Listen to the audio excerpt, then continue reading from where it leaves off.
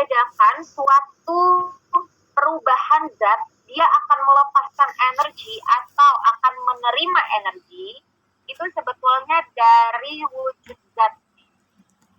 Lihat tanda panah yang merah dan biru ya.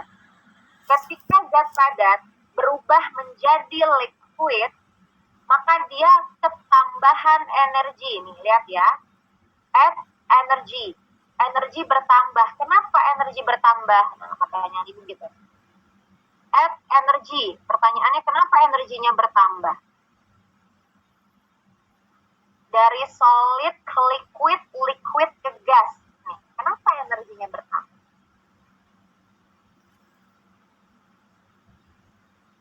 Apa? Perubahan suhunya. Karena? Perubahan suhunya. Perubahan suhu boleh. Tadi kita berbicara tentang apa? Kenapa dia bisa ketambahan energi di gas tersebut? Kenapa dikatakan ketambahan energi? Emang ada yang ngasih energi ke dia? Meningkatnya panas, Bu. Meningkatnya panas ya, itu tadi sama perubahan suhu. Kenapa bisa meningkat panasnya, Nova? Ini udah ada nih, solid ke liquid kan es mencair ya? Ya nggak sih? Es mencair kan, solid ke liquid. Apa? Partikelnya itu loh, Bu. Bergerak bebas. Partikelnya gimana? Partikelnya bisa bergerak bebas, makanya dia energinya lebih banyak, betul. Tapi itu hasilnya. Pertanyaan ibu adalah kenapa kalau misalnya padatan berubah jadi cair gitu ya, jadi liquid, kenapa dia dikatakan bahwa energinya bertambah? Menyerap suhu.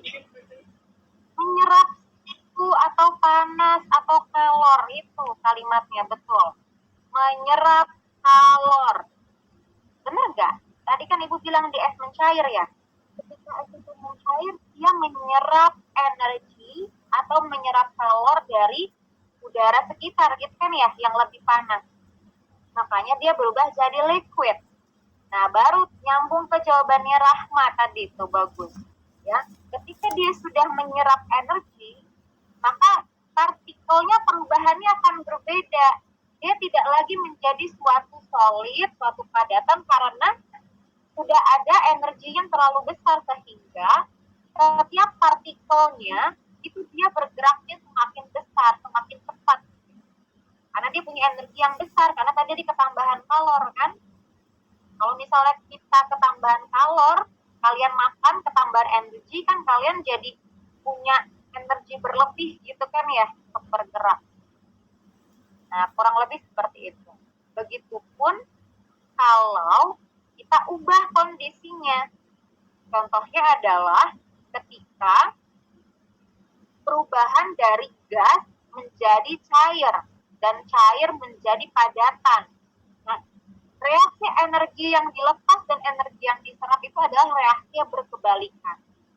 Jadi kalau dari solid ke liquid, liquid ke gas itu adalah reaksi yang menyerap kalor, maka dari gas ke liquid dan liquid ke solid itu dia pasti melepas kalor.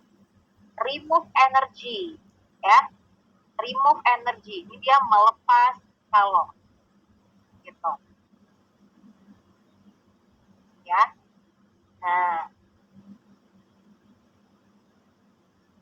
kurang lebih seperti itu ya tentang energi dan kalor. Oke? Nah, oke. Sekarang kita ibu hapus ya. Nah, next kita berbicara tentang ada yang namanya sistem, ada yang namanya lingkungan. Nah, anak-anak harus diperhatikan. Kalau yang namanya reaksi kimia itu kan pasti perubahannya dari reakan berubah jadi produk. Ketika kalian melihat reaksi kimia, misalnya kalian ada di api unggun gitu, api unggun. Yang terlihat sama kalian apa sih? Ketika api itu dibakar, ketika kayu itu dibakar, pembakaran kayu deh, api unggun. Pas peristiwa api unggun kan ada pembakaran kayu. Apa sih yang kalian amati ketika ketika kayu itu dibakar?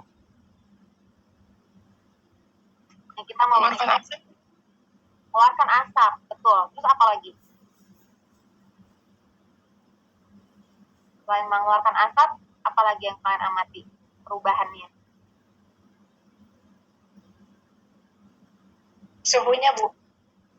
Suhunya. Emang kamu ngitung suhu? Emang kamu ngitung suhu kalau lagi bakar kayu? Selain ada asap, apa yang kalian amati? Terus terbakar, Bu. Membara. Ya, membara, Nova. Terus kayunya gimana? Tetap jadi kayu? Enggak, dia nanti habis gitu, Bu. Jadi Iya, dia habis kan? Jadi kalau misalnya ada kayu-kayu itu kan mengandung selulosa ya. Kalau ada selulosa dibakar, kalau dibakar berarti dia membutuhkan oksigen ya. Ditambahkan O2 ya. Ini namanya proses pembakaran. Maka dia akan menghasilkan suatu arang ya, arang atau karbon ya. Arang atau karbon ditambah dengan CO2 gas dan juga H2O gas, gitu kan ya? Nah, ini kan reaksi pembakaran kayu nih. Ini adalah reaksi pembakaran kayu. Yang kalian amati kan pasti ada perubahan dari si kayu tadi berubah jadi arang. Yang pertama. Yang kedua yang paling kelihatan banget perubahannya adalah ada asap tadi katanya si Ayu. Itu asap apa? Yang hitam-hitam itu adalah karbon dioksida bercampur dengan uap air ya, H2O gitu. Nah, pertanyaannya adalah jadi sebetulnya sistem itu apa sih? Lingkungan itu apa? Ketika kalian membakar kayu, maka sesuatu yang kalian amati perubahannya itu disebut sebagai sistem gitu. Nah, sementara lingkungannya adalah semuanya selain sistem tersebut. Jadi segala sesuatu hal yang berada di luar sistem itu disebut sebagai lingkungan. Sementara sistem itu adalah suatu reaktan dan produknya. Yang namanya reaksi kimia kan perubahan dari reaktan menjadi produk ya. Nah, anak-anak, itu adalah tentang sistem dan lingkungan, ingat-ingat ya. Nah, dari sistem ke lingkungan, lingkungan ke sistem, itu ada perubahan, ada perpindahan materi dan juga energi, ya. Jadi antara sistem dan lingkungan itu terjadi dua hal, ya. Antara sistem dan lingkungan, ini Ibu catat aja. Jadi antara sistem dan lingkungan, ya, terjadi dua hal. Yang pertama itu adanya perpindahan materi, ya, adanya perpindahan materi dari sistem ke lingkungan gitu ya, atau dari lingkungan ke sistem. Dan yang kedua adalah adanya perpindahan energi. Ya, adanya perpindahan energi. Ini apakah energinya diserap? Apakah energinya dilepaskan? Oke. Kalau misalnya dikatakan bahwa energi itu diserap, ya misalkan energinya diserap. Nah, ada energi yang dilepas. Oke. Kalau ada kata-kata diserap, berarti dari mana ke mana? Kalau ada kalimat diserap, berarti dari mana ke mana? Dari luar ke dalam. Luarnya siapa, dalamnya siapa? Luarnya oksigen. Oksigen? Oksigen itu termasuk apa? Gas, Bu. Gas. Itu tahu juga gas. Bukan, maksud Ibu kan kita lagi bicara sistem dan lingkungan. Ketika ada di dalam sistem dan lingkungan terjadi dua hal, ya kan? Perpindahan energi sama perpindahan materi.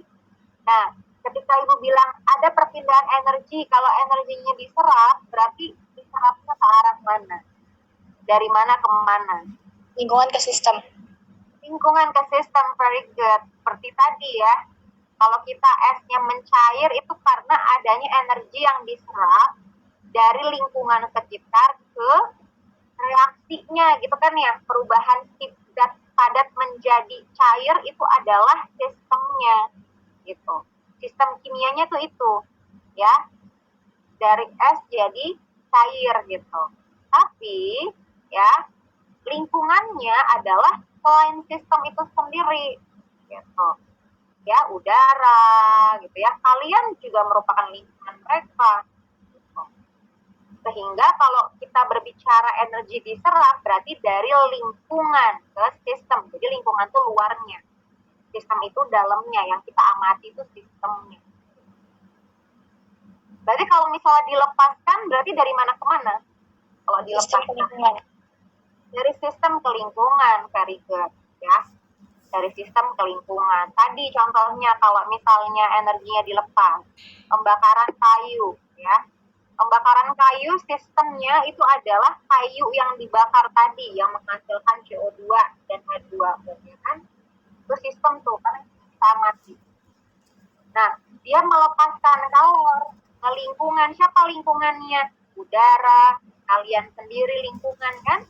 Makanya pada saat energi dilepas sama sistem tadi, kalian ngerasain panas. Ya, nah itu tandanya perbedaan antara energi yang diserap dan energi yang dilepas. Oke? Nah, sudah, ini boleh kalau mau difoto boleh ya. Nanti ini juga akan Ibu bagikan juga slide-nya. Oke, jika sudah, ini Ibu clear lagi, kita lihat ke materi selanjutnya. Nah, tadi kan kita berbicara tentang sistem nih. Di dalam kimia, sistem itu terbagi menjadi 3 jenis ya. Ada yang disebut sebagai sistem yang terbuka, ya. Bentar. Ada yang disebut sebagai sistem terbuka. Ada yang disebut sebagai sistem tertutup.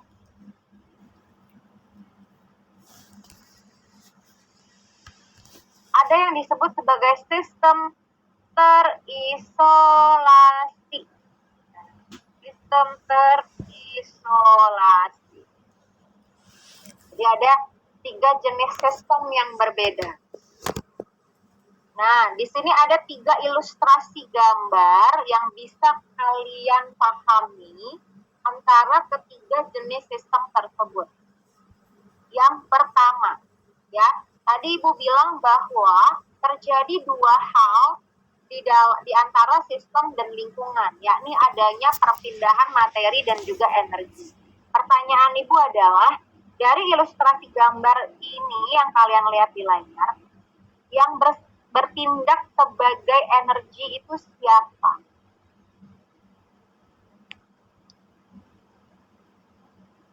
Matahari bukan, Bu? Ya, very good. Matahari ya.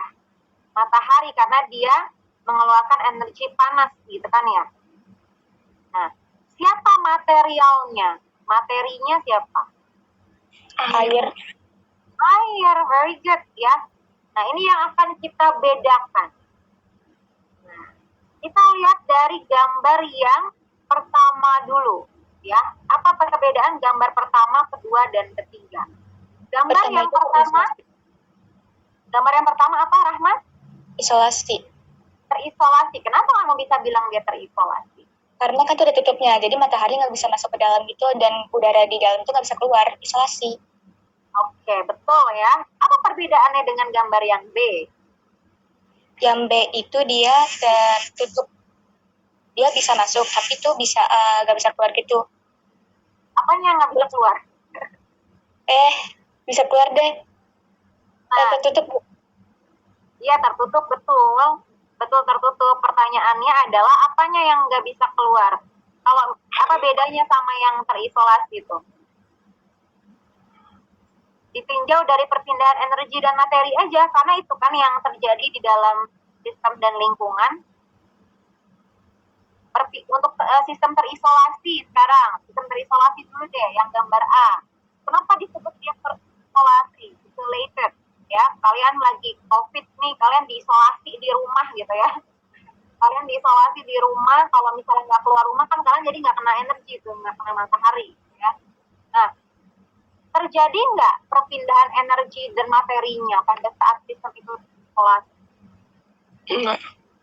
Nggak terjadi, ya.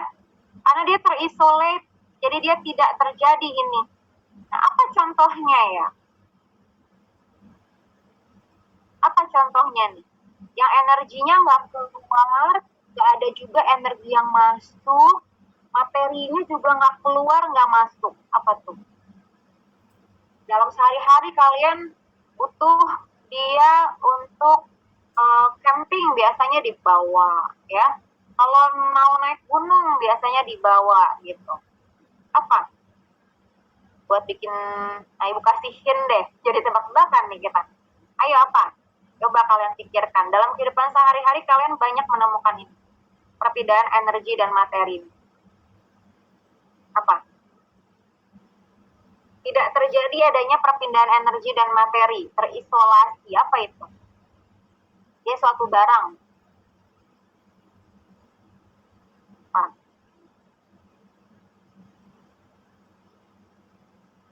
Kalau misalnya kalian masak air panas, biar air panasnya nggak jadi dingin, kalian apain? Masukin kemana? Termos. Termos. Ya, termos itu adalah salah satu contoh sistem terisolate atau terisolasi. Example, termos. Ya, one of the example-nya, the most example-nya itu adalah termos. Gitu. Ya kan? Bener nggak? Kalau misalnya kalian nggak mau termosnya itu, airnya itu jadi dingin, kan pasti kalian masukin ke termos, ya kan? Supaya dia tetap panas, gitu. Dia juga nggak akan mengeluarkan air, kecuali termos kalian rusak ya, atau bocor, gitu ya. Nah, termos salah satunya. Begitupun kalau kalian mau nyimpen air dingin. Kalau misalnya airnya nggak mau cepat, menjadi panas, gitu ya, maka air dinginnya masukkan aja air esnya ke dalam termos.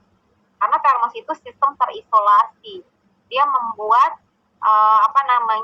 benteng yang sangat kuat sehingga tidak ada energi yang bisa berpindah, entah dia masuk atau keluar ke dalam si air tersebut, ke dalam termosnya tersebut. Gitu. Oke? Nah, selanjutnya adalah sistem tertutup, yang B.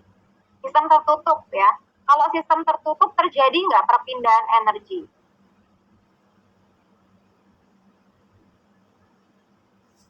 Perpindahan energi terjadi nggak kalau sistem tertutup? Enggak. Coba dilihat di gambarnya. Perpindahan energi itu maksudnya ada energi yang masuk atau ada energi yang keluar ya. Jadi bukannya putaran kayak udara gitu, enggak ya? Oh, ada, Bu. Jadi enggak? Iya, ada. Ada ya, lihat aja gambarnya nih tuh. Ya kan? Nah, ini panasnya masuk nih ke dalam nih, si panas dari matahari energinya. Ini terjadi. Ya, terjadi. Perpindahan materinya terjadi enggak? Enggak. Enggak, ini tidak terjadi. Ya, ini tidak terjadi. Nah, contohnya apa nih? Gampang banget. Contohnya apa, guys?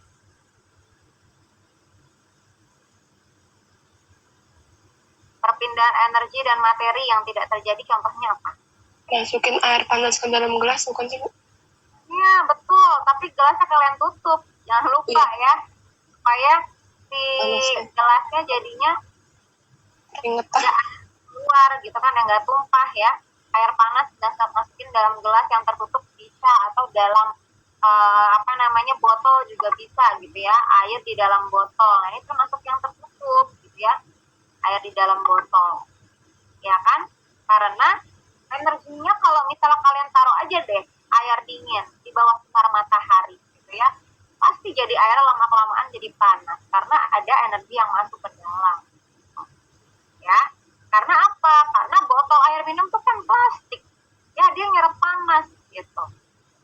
Ya kan? Sementara airnya apakah akan keluar? Ya enggak. Ya kan? Airnya tidak akan keluar gitu. Nah, kalau sistem terbuka sudah ketahuan dari dari gambarnya aja udah kelihatan. Ini pasti terjadi keduanya, perpindahan materi maupun energi. Gitu. Ya, perpindahan energi dan materi ini pasti terjadi. Sampai sini ada pertanyaan?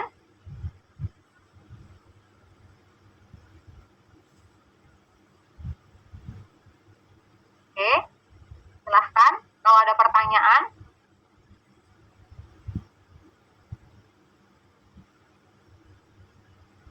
Nggak ada? Ini pada kemana nih off-cam semua nih? Mariris, Nurul, siapa lagi nih? Adina, yang lain pada kemana nih off-cam? Ke toilet apa masuk apa enggak nih? Ayo on-cam. Nah, gitu ya. Yuk, kamu lagi di mana sih, yuk? Sambil tidur di karpet. Ya, Bu. Ayo, nonton hari libur nih. Oke ya. Dah, sekarang Ibu hapus ya. Ini udah ya, dicatat ya. Oke. Nah, kita udah belajar tentang sistem and lingkungan. Nah, sekarang kita masuk part yang paling penting dalam materi ini adalah tentang reaksi exotherm dan endotherm. Nah, ini seru. Ya. Nah, oke, perhatikan ya anak-anak ya. Jadi, reaksi di dalam kimia berdasarkan dengan perubahan energinya itu dibagi menjadi dua jenis. Ya. Ada yang disebut sebagai reaksi endotherm dan ada yang disebut sebagai reaksi exotherm. Ya. Dari namanya aja kalian sudah bisa menentukan reaksi exo dan endo itu yang bagaimana. Exotherm, ya, term itu adalah situasi di mana situasinya ini adalah exit, ya. Artinya berarti ada energi yang keluar atau energi yang dilepas. Nih. Energinya dilepas, ya. Keluar dia. Keluar dari mana? Nah, tadi udah dibahas tuh, udah dijawab juga sama Rahma. Kalau dilepas berarti dari sistem ke lingkungan, jangan kebalik, ya. Nah, energi atau kalornya dilepas. Itu disebut sebagai exotherm, ya. Nah, sementara kalau endotherm berarti sebaliknya. Ya. Endotherm itu adalah energinya atau kalornya diserap. Kalor diserap. Dari mana kalau misalnya dia menyerap? Menyerap berarti dari lingkungan ke sistem, ya, karena dari luar ke dalam gitu ya. Sistemnya menyerap energi dari lingkungan. Ini bagus dulu, dan kita ubah jadi kalor. Oke. Nah, seperti ini ya. Nah, kemudian ada yang disebut sebagai delta H. Nah, apa itu delta H? Nanti akan kita pelajari ya. Apa itu kalau misalnya dia reaksinya endotherm pada saat dia menyerap kalor gitu ya. Nilai delta H-nya positif. Ini dicatat dulu aja. Nanti Ibu akan jelaskan apa itu delta H. Kalau dia exotherm, nilai delta H-nya negatif. Gitu. Nah, bagaimana dengan perubahan suhunya? Nah, pada umumnya, tapi tidak semua ya. Pada umumnya, reaksi endotherm itu suhu di sekitar sistem itu turun. Ya, terjadi penurunan suhu di sekitar sistem. Berarti maksudnya lingkungannya, suhunya turun. Nah, jadi suhu di sekitar sistem turun. Sementara kalau exotherm kan ada kalor yang dilepas, gitu kan ya. Kalau panasnya dilepas, kalornya dilepas dari sistem ke lingkungan, artinya berarti suhu yang ada di sekitar sistem itu menjadi naik. Karena tadi adanya panas atau kalor yang dilepaskan, gitu kan? Nah, ini ilustrasinya ya. Ketika dia ada energi dilepaskan, ya tanda panah ini energinya. Energi dilepas, ya berarti jadinya di sekitar suhunya, di sekitar sistemnya suhunya naik. Ketika energinya diserap, ya energi semua nih yang diserap, tanda panah, ini berarti suhunya di sekitar sistemnya jadi dingin, turun. Ya, kenapa turun? Ya turun, orang di sininya tadinya dari panasnya diserap sama si sistem gitu kan, berarti kan lingkungannya jadinya lebih dingin ya. Surroundings get cooler, artinya berarti lingkungannya menjadi lebih dingin ya, kalau misalnya dia endo. Kalau exo berarti surroundingsnya get warmer ya, karena dia ketambahan energi gitu dari si sistem tadi, lingkungan. Nah, karena delta H-nya positif untuk reaksi endotherm, maka delta H-nya dikatakan lebih besar daripada 0 ya, karena nilainya positif. Kalau exotherm karena dia negatif delta H-nya, maka dikatakan bahwa delta H-nya itu nilainya pasti lebih kecil daripada 0. Ini dicatat aja dulu ya, karena setelah ini gue akan bagikan penjelasannya. Oke, dari sini kalian bisa melihat ciri-ciri dari reaksi exo dan endo. Ini ciri-cirinya nih. Nah, sekarang kita bisa bedakan reaksi dalam kehidupan sehari-hari yang merupakan reaksi endotherm atau reaksi yang dapat menyerap kalor itu reaksi apa sih? Endotherm. Apa reaksinya? Yang dia menyerap energi atau kalor. Nah,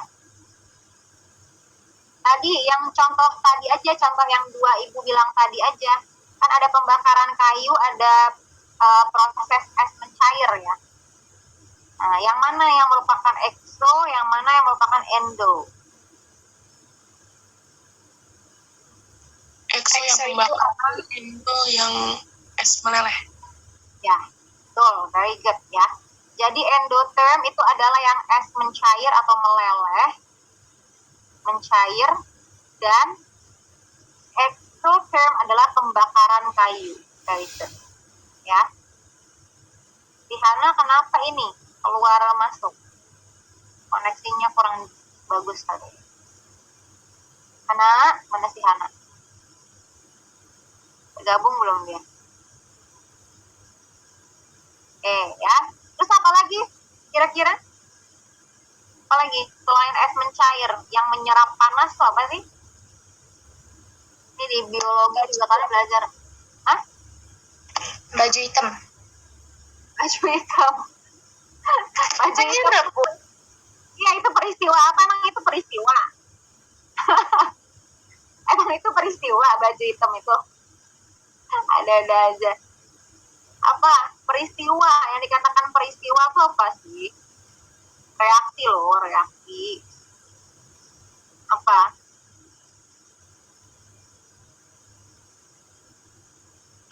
Setrikaan bukan sih, Bu? Setrikaan. Nah, setrikaan itu apa tuh? Energinya. Proses apa sih kalau kalian nyetrika itu? Panas. Panasnya dikeluarkan ya dari setrikaan. Ya, itu bisa ya. Itu perubahan juga tuh. Ya. Dari energi listrik menjadi energi panas ya. Nah, itu dikeluarkan juga bisa. Kalau peristiwa alamiah apa? Perubahan senyawa ya, kan kita belajar reaksi kimia nih. Kembang api Proses pembakaran ya. Nah, jadi semua proses pembakaran itu termasuk sebagai reaksi apa? Ayo, tadi kamu bilang exotherm, very good, betul ya. Nah, ini Ibu hapus jadinya ya. Karena semua reaksi pembakaran, ada pembakaran kayu ya, kalian mau bakar plastik, mau bakar apapun, reaksinya itu adalah exotherm. Apalagi? Gampang banget. Kalian makan exotherm apa endotherm? Endo. endo ya, karena energinya masuk ya. Kemudian ketika perubahan dari glukosa jadi energi, exo apa endo? Exo. Exo, ya kan? Kan kalian bakar, itu proses pembakaran kan? Ya, tapi di dalam tubuh gitu. Itu sama, itu proses pembakaran juga, tapi yang dibakar kalori gitu. Ya, itu exotherm gitu. Apalagi selain itu? Apa lagi? Di biologi ada prosesnya yang butuh energi gede, exo. Yang keringat. Keringetan. Kalau kalian lari ya, itu proses sama, itu proses pembakaran juga ya. Itu proses pembakaran juga sama nih, masuk ke sini. Kalau misal kalian lari gitu kan, kalian lari, nah kemudian kalian mengeluarkan keringat, itu dia exo juga karena ada energi yang dilepaskan ya. Makanya kalau misalnya kalian habis lari itu kalian ngerasa badan kalian panas, gerah gitu, itu karena adanya energi yang dilepas tadi gitu. Itu sama aja masuknya ke pembakaran ya. Jadi reaksinya pembakaran kalori, tapi yang kalian rasakan itu adalah badannya panas, gerah ya. Nah itu namanya reaksinya eksoterm berarti. Apalagi fotosintesis. Nah kepikiran ya, fotosintesis kan dia butuh untuk berubah ya, untuk berubah menjadi energi, menjadi dari perubahan energi dalam suatu sistem pertumbuhan tanaman. Fotosintesis peristiwanya itu kan dia membutuhkan sinar matahari gitu ya. Jadi dikatakan bahwa fotosintesis merupakan dari reaksi endotherm. Nah kebalikannya fotosintesis adalah respirasi. Kalau respirasi itu dia exotherm ya. Nah, dan lain sebagainya. Kalau tadi ada es mencair berarti pasti ada apa? Kebalikan dari es mencair apa? Es membeku. Air membeku, jadi es ya. Nah, pembentukan es ya. Pembentukan es gitu. Pembentukan es itu termasuk dengan reaksi yang exotherm gitu. Oke? Dan seterusnya ya. Masih banyak lagi yang lain, nanti kalian bisa cari. Nah ini silahkan difoto dulu boleh, kalau mau dicatat juga boleh.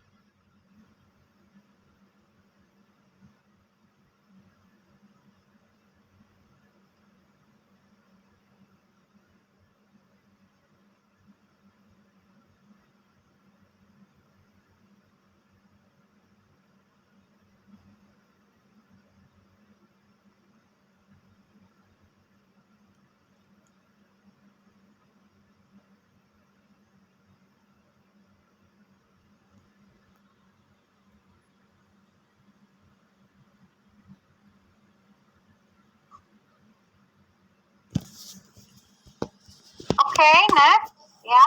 Next kita masuk ke delta H. Delta H. Apa itu delta H? Entalpi dan perubahan entalpi. Oke, nah anak-anak, jadi kalor yang dilepaskan dan kalor yang diserap dari suatu sistem reaksi kimia dihitung pada tekanan tetap ya.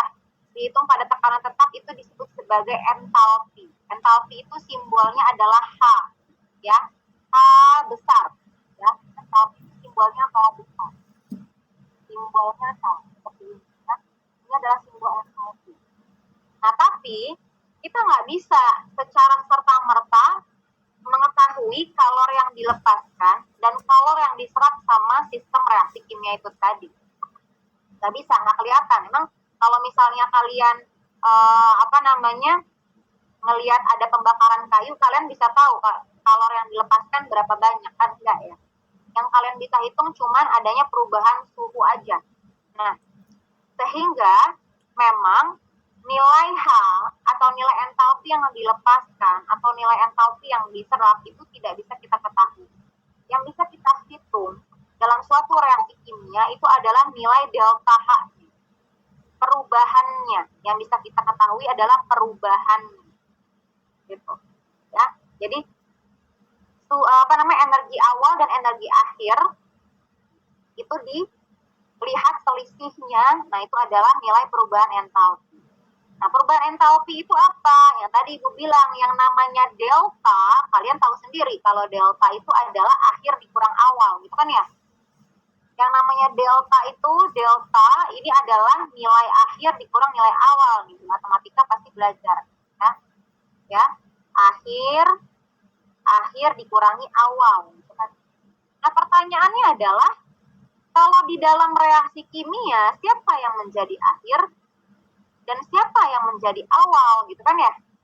Nah, sekarang kita tuliskan aja reaksi kimianya.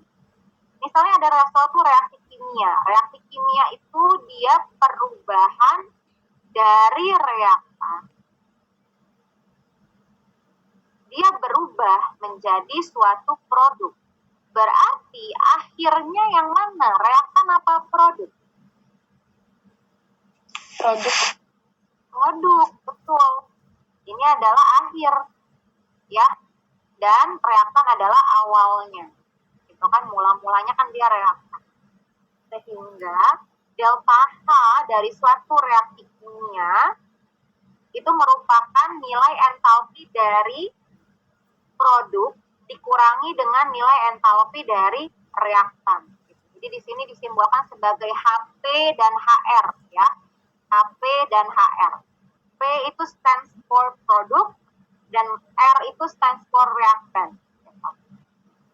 Nah, tadi sebelumnya di reaksi exo-endo ada ciri-ciri kalau dia endo delta H positif, kalau dia exo delta H negatif. Pertanyaannya adalah bagaimana hal tersebut bisa terjadi? Ya, udah ya. Di sini Ibu akan bedakan.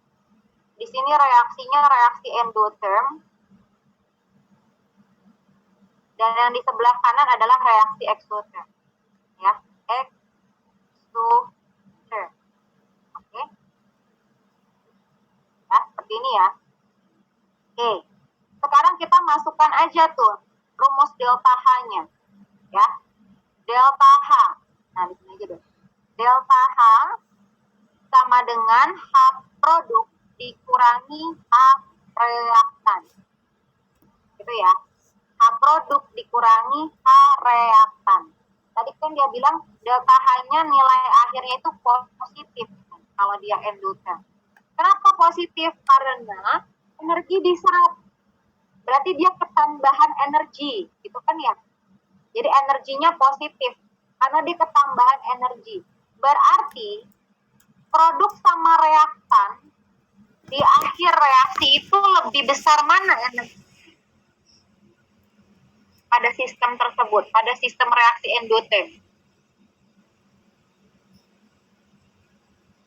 Produk apa reaktan? Kenapa delta H-nya bisa positif? Kan dia ketambahan energi nih. Delta H nilainya positif. Kan yang namanya dia endotherm, dia menyerap kalor. Berarti dia ketambahan energi tuh, si reaksinya. Ya, seiring berjalannya waktu nih, dari reaktan jadi produk nih, dia ketambahan energi. Artinya berarti energi yang lebih besar itu energinya siapa? Produk atau reaktan? Reaktan. Reaktan. Kamu misalnya gini, kamu awal mula punya uang 5.000. Kalau kamu ketambahan uang, uangmu jadi berapa di akhir? Oh, produknya? Produk dong, ya kan? Karena seiring berjalannya reaksi, dia energinya bertambah terus. Dari reaktan ke produk, artinya berarti kan produk pasti hanya akan lebih besar dibandingkan dengan reaktan, gitu ya. Jadi dia delta H-nya positif karena HP-nya itu lebih besar daripada HR. Ya nggak? Kita taruh aja deh HP-nya misalkan 2, HR-nya 1, misal gitu ya. 2 nih HP. HR-nya 1. Berapa nilainya jadi? 2 dikurang 1. 1. 1 kan? Nilainya positif. Gitu. Ya kan? Nilainya positif. Karena HP-nya lebih besar daripada HR gitu. Ya. Nah, kalau yang exotherm. Nah, sekarang exotherm nih. Exotherm delta H sama dengan HP min HR. Nah, sekarang delta H-nya nilainya negatif. The reason why, kenapa delta H-nya negatif? Tadi dia dari reaktan berubah jadi produk, dia melepaskan energi. Melepaskan energi, artinya semakin dia berubah jadi produk, energinya berkurang apa bertambah? Seiring dia berjalan berubah menjadi produk, energinya berkurang apa bertambah? Bertambah. Kalau dia melepaskan energi. Berkurang. Kurang. Ya kan? Kan kali, misalnya kayak tadi tuh, kan kalau ngomongin duit biasanya cepet nih. Ibu soalnya kalau ngomongin duit cepet. Ya misalnya kita awal-awal punya duit 100.000. Terus beli minuman gitu ya. Beli Starbucks. Makan 60.000 gitu kan. Kan uangnya keluar tuh. Nah, uang itu kalau ilustrasikannya sebagai energi. Uangnya keluar ya. Akhir-akhirnya kan berarti uangnya jadi makin dikit kan.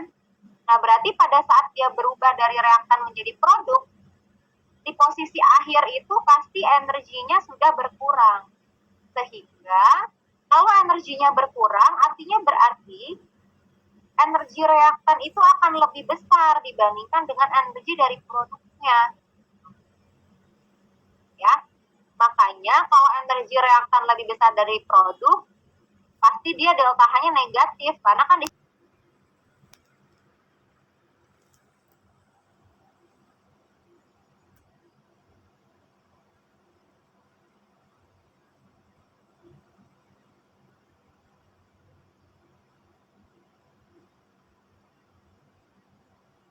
Oke, sudah.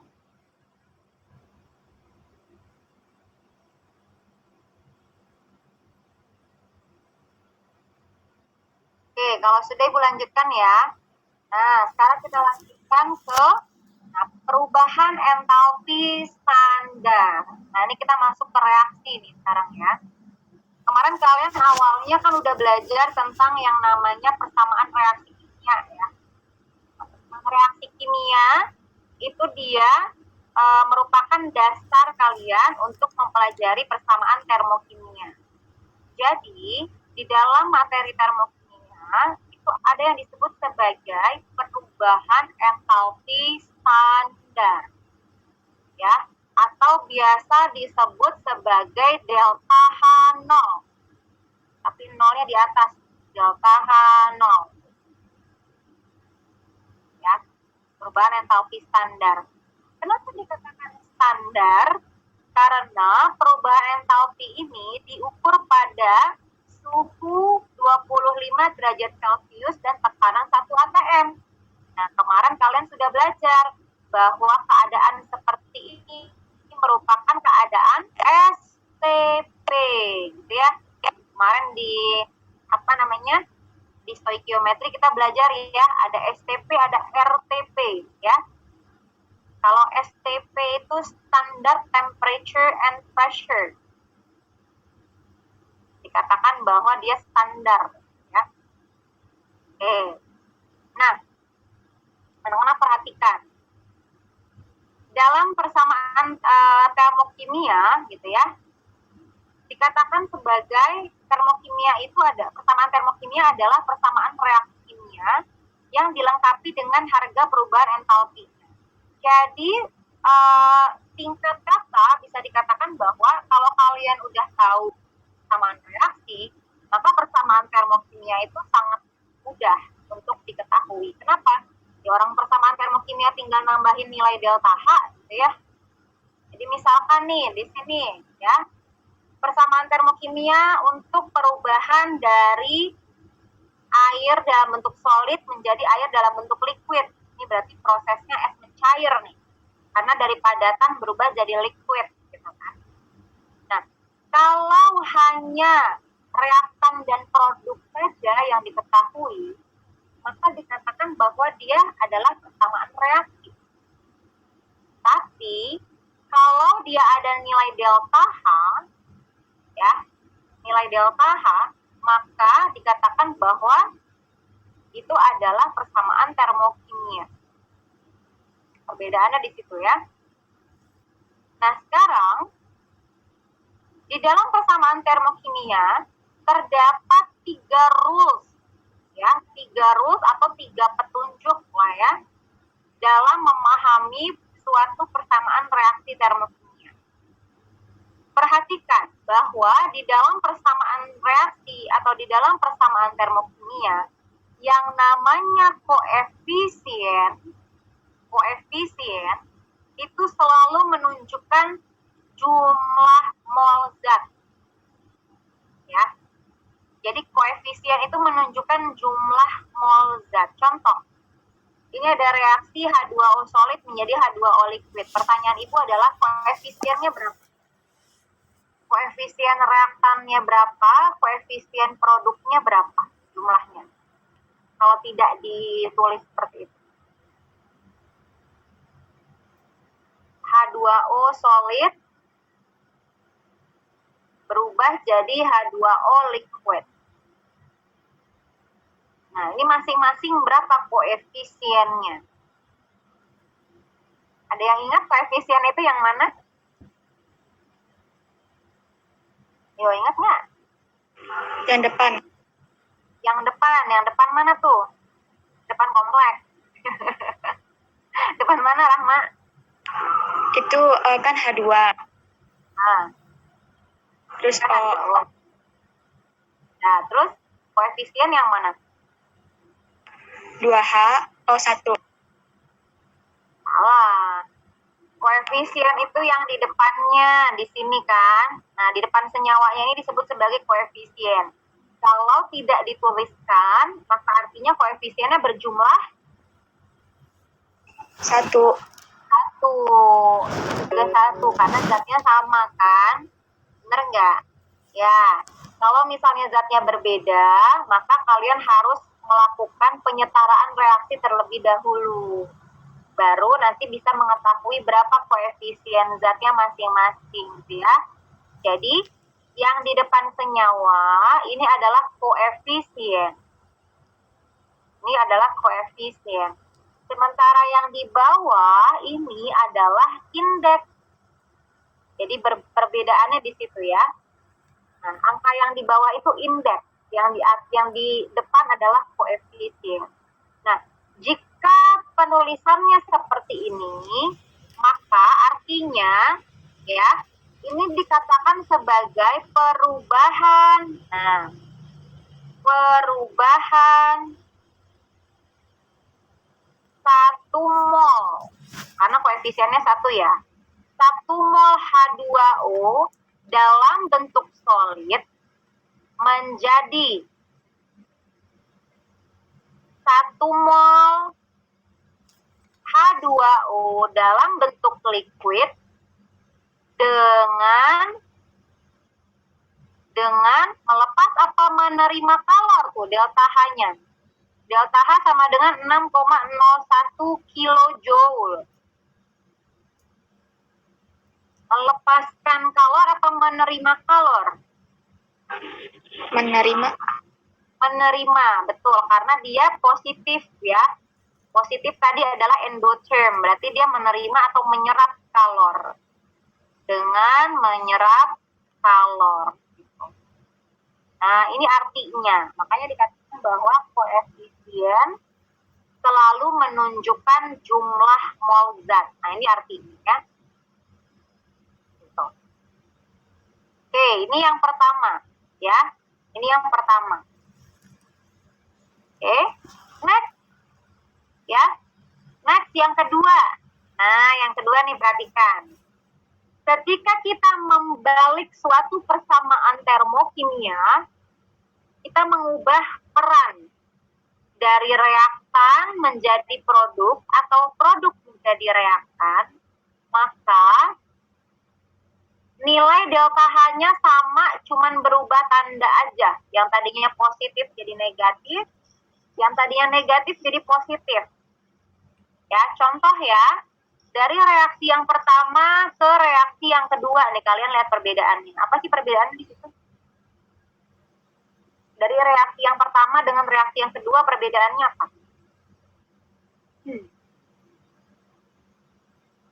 Yang satu kan menerima, yang satu itu kan ada adaminnya, jadi melepas. Lepas, betul. Kemudian dari reaksinya perbedaannya apa? Delta H, itu dari delta H ya, yang pertama. Yang kedua, dari reaksinya perbedaannya apa? Itu senyawanya berubah. Senyawanya berubah, betul ya. Nah, berubahnya gimana, Rahma?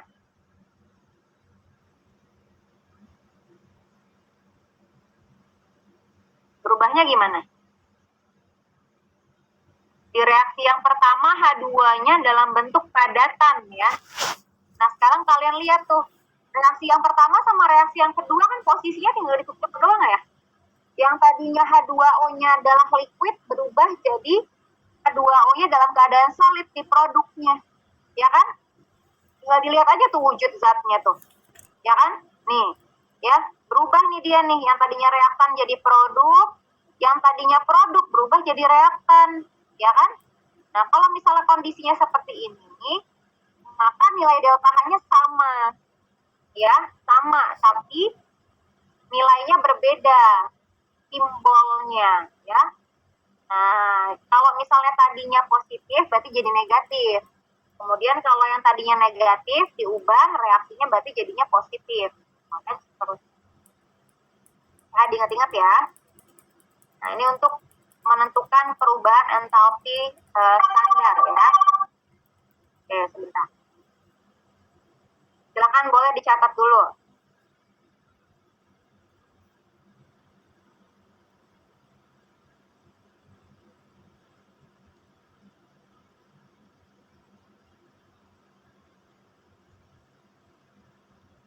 Oke, yang terakhir. Nah, yang ketiga sekarang ya. Yang ketiga, ini baru yang kedua.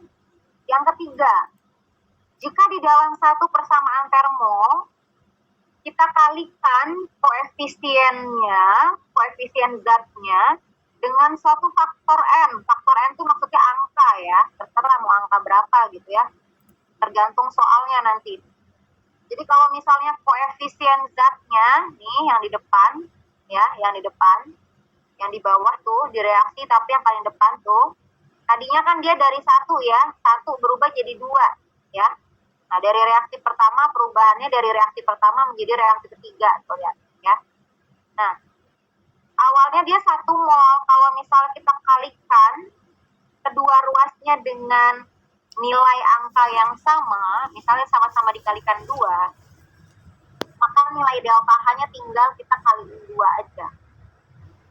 Ya, ini tinggal kita kaliin 2 aja. Kalau misal dikali 3 gimana, Bu? Ya nilai delta H-nya berarti dikali 3.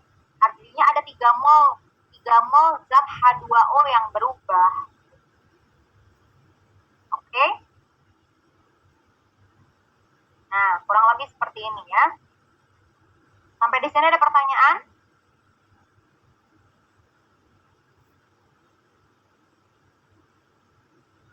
Poin pertama, poin kedua, poin ketiga sudah selesai. Ada pertanyaan sampai di sini? Nggak ada? Sudah cukup jelas? Oke. Kalau sudah cukup jelas, mungkin untuk pertemuan hari ini kita cukupkan sampai di sini dulu ya, anak-anak. Karena kebetulan Ibu hari ini ada kegiatan juga. Ini Ibu stop share ya. Oke.